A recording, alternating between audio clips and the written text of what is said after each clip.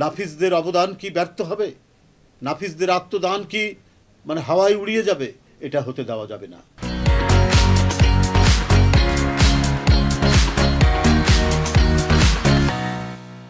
আজকে এই দেশটা কি একা আওয়ামী লীগ স্বাধীন করেছে?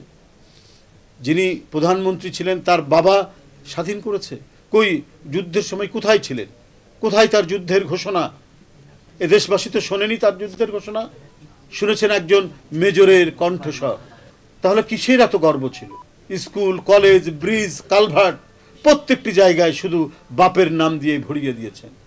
1 টাকার নোট, 5 টাকার নোট, 10 টাকার নোট, 20 টাকার নোট, 100 টাকার নোট, 50 টাকার নোট, 500 টাকার নোট, প্রত্যেকটিতেই শুধু বাপের ছবি। আর এদেশের জন্য কেউ আন্দোলন করেনি, কেউ সংগ্রাম করেনি, কেউ রণাঙ্গনের মুক্তিযুদ্ধে নেতৃত্ব দেননি। আজকে মওলানা ভাসানীর ছবি নেই কেন টাকার নোটের মধ্যে? আজকে শহীদ রাষ্ট্রপতি জিয়াউর রহমান যিনি মুক্তিযুদ্ধের ঘোষক তার ছবি নাই কেন? আজকে জায়াল ওসমানীর ছবি নাই কেন? সব আপনার বাবা করেছে। তাজউদ্দিন সাহেবের ছবি নাই কেন? কারণ এই দেশটিকে বানাতে চেয়েছে একবারই শেখ দেশ, শেখের পারিবারিক দেশ, তাদের পারিবারিক জমিদারি। আর এই জমিদারি করতে গিয়েই তারা গোটা দেশকে একেবারে জাহান্নামের দ্বার প্রান্তে তারা টেনে নিয়ে গিয়েছিল। আর যখন যার ইচ্ছা নিজেদের লোক, নিজেদের পরিবার পরিজন, আত্মীয় স্বজন সবকে বিদেশে যাতে দীর্ঘদিন যুগের পর যুগ, প্রজন্মের পর প্রজন্ম যাতে সুখে থাকতে পারে, তাই বাংলাদেশ ব্যাংক থেকে শুরু করে অধিকাংশ সরকারি ব্যাংক লুট করার সুযোগ দিয়েছে। লক্ষ কোটি টাকা লুটে নিয়ে গিয়েছেন তারা। ওদের একটা ভিতরে ভিতরে ঠিকই ভয় ছিল যে আমরা যে অনাচার করছি, যে পাপ করছি, এই পাপের প্রায়শ্চিত্ত করতে হবে। এই প্রায়শ্চিত্তের ভয় ভিতরে ভিতরে ছিল, কিন্তু প্রকাশ করতো না।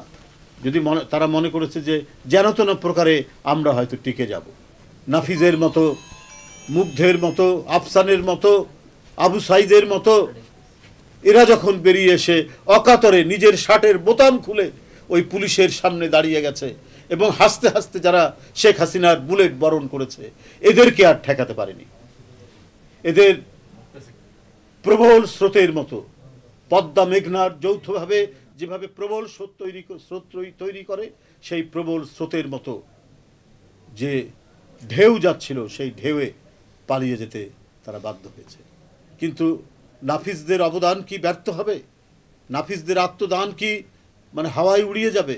এটা হতে দেওয়া যাবে না।